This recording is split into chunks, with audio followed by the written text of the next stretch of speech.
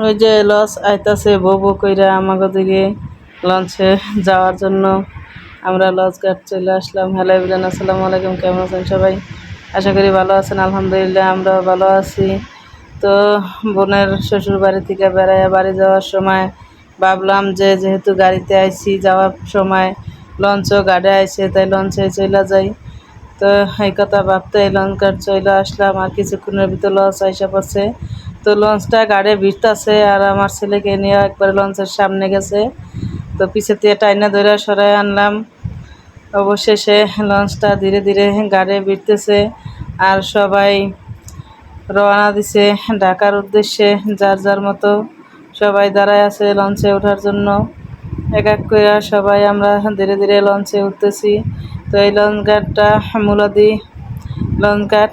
এই যে লঞ্চে উঠে পড়লাম, অনেক দিন পরে লঞ্চে উঠছি।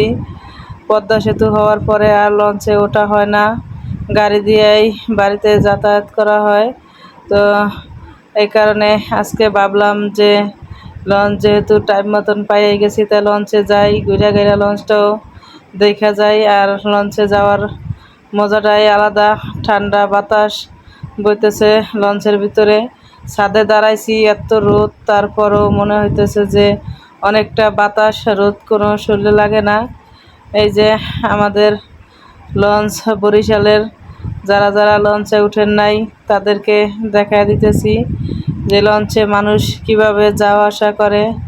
এই যে লঞ্চের ছাদে পিছন সাইডে ওইটা দেখাইতেছি আপনাদের। লঞ্চের ছাদে দাঁড়ায় চতুর্দিকে তাকাইলে একবারে পরাণ ঠান্ডা হয়ে যায়। এত সুন্দর দৃশ্য গ্রামের। আর আমাদের বরিশালের সৌন্দর্যর তো কোনো তুলনাই নাই। ছাদে উঠতেই দুইটা পিচ্চি রোহিঙ্গা বাচ্চা আমাদের পিছ নিছে। একজনে আর একজনে বলতেছে, এদের সামনে আয়, আমাদেরকে ছবি তুলবো, ভিডিও করব। তো ওদেরকেও একটু ভিডিও করে নিলাম, যেহেতু সামনে আইছে বলতেছে। তো পুরা লঞ্চটা পিছন সাইডে ছাদের থেকে সামনে চলে আসলাম, আর আপনাদেরকে দেখাইতেছি যে লঞ্চটা তো চলতেই আছে। লঞ্চটা কে চালায় আর কিভাবে চালায়, এটা যদি না দেখাই তাহলে আর কেমনে হইব। এই যে এই ভাইয়া লঞ্চ চালাইতেছে একবারে লঞ্চের সামনে মাথার দিকে। তো এই লঞ্চটা 3 তলা, আঁচল 6। যে দাঁড়ায় দাঁড়ায় সারা রাত এই লঞ্চটা চালাইয়া ঢাকা সদরঘাটে যাইব। তো হয়তো মনে হয় যে একজনে চালায় না, 2-3 জনে ভাগ করে চালাইবো। একজনের সারা রাত দাঁড়ায় থেকে লঞ্চ চালান তো সম্ভব না। এই যে বলতে বলতেই আর একটা ঘাটে চলে আসলো, আর যাওয়ার জন্য সবাই লঞ্চে উঠতেছে। এদিকে মনে হয় যে পান গাঠটি বান্ধা নিছে ঢাকা বিক্রি করার জন্য। ওগুলো একটা একটা করে ঠেলে ঠেলে ভ্যানের দিয়ে লঞ্চে তুলতেছে। আর আমরা আমাদের লঞ্চের ড্রাইভার আর ড্রাইভাররা থাকার জায়গাটাও একটু দেখা নিলাম। পুরা কেবিন সাইড ঘুরাইয়া এই সাইড থেকে এই সাইড পুরোটাই দেখাইতেছি যে লঞ্চের সৌন্দর্যের কোনো তুলনাই হয় না। যার যেরকম সামর্থ্য এরকমভাবেই লঞ্চে যাইতে পারবো।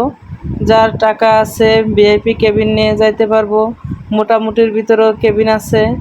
আর যারা একবারে কম খরচেও যাইতে চায়, 200-300 টাকা হইলে তারাও যাইতে পারবো ডেকে খেতাল ইচ্ছা।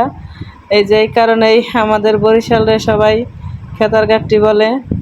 তো আমরা পুরা লঞ্চের সামনে দিয়া অনেকটা সময় ছিলাম। আমাদের মূলাদির থেকে ছবিপুর আসতে মনে হয় 2 থেকে আড়াই ঘন্টা সময় লাগছে। 2 থেকে আড়াই ঘন্টা সময় আমরা লঞ্চের সামনেই কাটাইছি।